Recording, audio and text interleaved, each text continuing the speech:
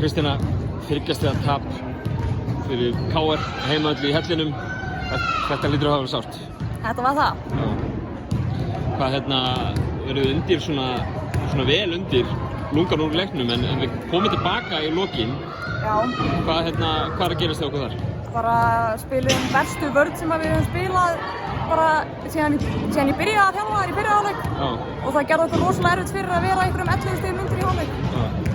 Nú hafið verið fyrsta tapið ykkar í deildinni í vetur. Þið hafið verið í jöfnum leikjum samt sem áður. Já.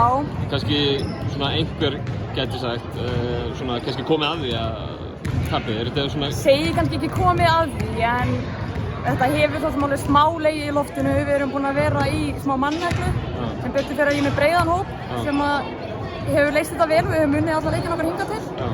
En ekki bara betra að vinna núna heldur en tapa í úrslitakeppni sem Keflavík gerði? Nei, tapa núna heldur en tapa í úrslitakeppni sem Keflavík gerði. Jú. Hvað þurfum við að gera til að komast aftur á sigurbrautina? Bara að spila vörn.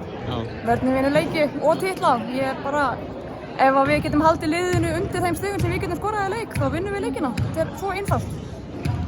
Snæfell í næsta leik, það sýnt við en ekki gefin vantilega fyrir toppliðið? Nei, þær eru með Gunnhildi sem hefur verið að brillera og þær hafa verið að vinna fullt af leikjum á móti lið og þær unnu KR í haust.